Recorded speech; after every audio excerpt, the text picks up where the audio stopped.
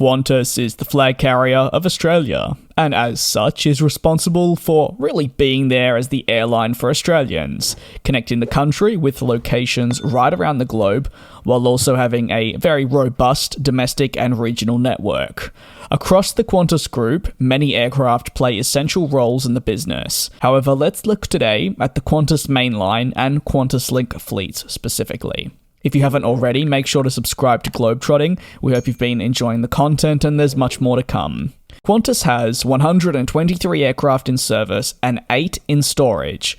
Of the aircraft the airline has in service, its, you could argue, most crucial family of aircraft is that of the 737 series. Currently, the airline has 73 operational 737-800s, which are integral in Australia's domestic services and on flights to New Zealand. These 737s can really be seen jetting across the country on various services and have actually just been a mainstay within the Qantas fleet for some time now. If you're flying throughout Australia, most likely you'll be jumping on board a Qantas 737 no matter where you're headed. This is the smallest aircraft in the mainline fleet, and the next biggest is the Airbus A330 family, with the A330-200 and the A330-300 featuring, and both operate unique missions, both within Australia and on international services. The airline flies 15 A330-200s, but does have 4 listed as being in storage at the time of writing and recording this video. It also flies 10 of the larger capacity A330-300s. The 330 series remains a very versatile aircraft for the airline. Why, you may ask? Well, it gives the airline the ability to deploy these planes on international services, but also on high-demand domestic services, such as Melbourne to Sydney, or even Melbourne to Perth, at different points during the day, and these will likely go out full. Next, the airline flies the Boeing 787-9 Dreamliner. This is, one could argue, their most crucial wide-body, especially given the A380's disappearance over recent years.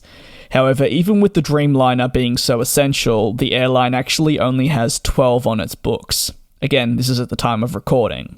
The airline would have more, but due to the pandemic and delayed deliveries at Boeing, it must be said that they're really waiting for more to come through this Australian winter. They'll be arriving therefore far later than they probably would have initially liked, and have constrained them on their international services to a certain extent. These 787s remain a fundamental part of the airline's expansion goals, as it awaits for deliveries of the A350, which will fly on Project Sunrise journeys in the next few years.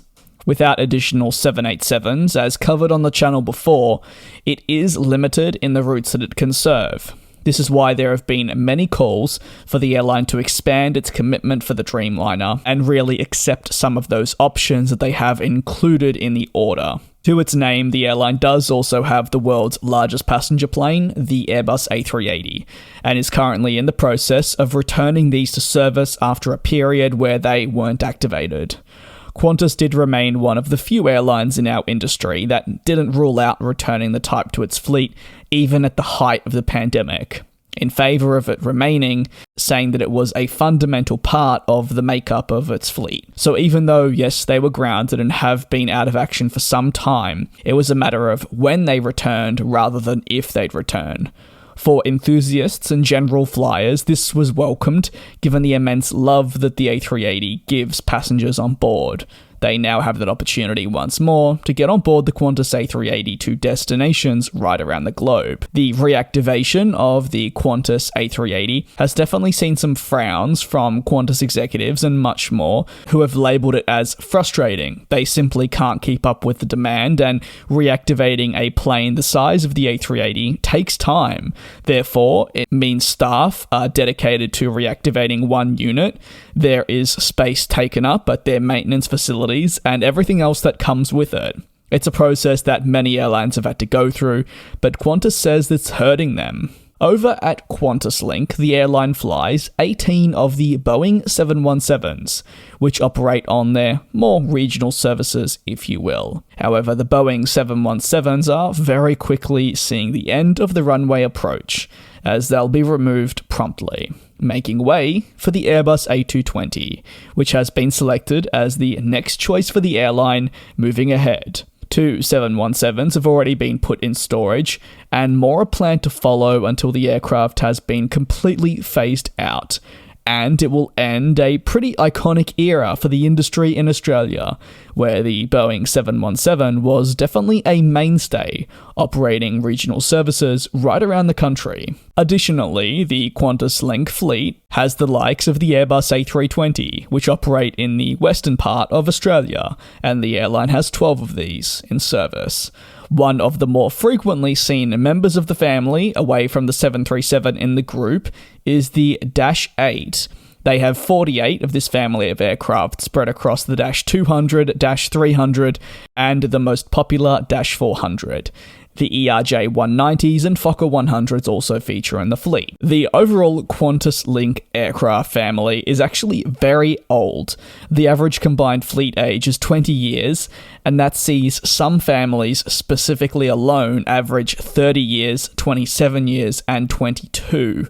It's therefore in dire need of an overhaul, and that is something that you could maybe also say can be described for the mainline fleet too.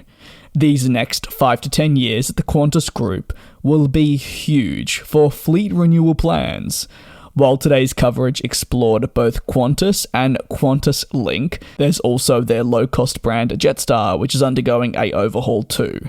Each company is really getting its own fleet changes in the coming years, whether it be to replace aging fleet types or to meet growth plans. The unpredictable thing about this overhaul taking place down under is the sheer number of options that are included in initial contracts signed with the respective aircraft manufacturer. These contracts are signed and give Qantas the flexibility to acquire more jets than initially included in the firm deals if they wish, and if they are happy with, say, the aircraft's performance. As a result, only time will really tell how much of each fleet type that the airline actually will fly. We'll closely be following their developments here on GlobeTrotting, and we'd like to say that if you want to see a video on the future fleet of Qantas or the Qantas Group more widely, let us know down below in the comments and we'd be sure to take a look. If you have one aircraft that you'd like to see the Qantas Group fly, this could be past or present, let us know down below in the comments. We'd very much like to hear your thoughts, also just generally on the Qantas Group fleet. We thank you for your support, take care and be safe, and we'll see you in the next couple of days for more aviation analysis. And we'll fly.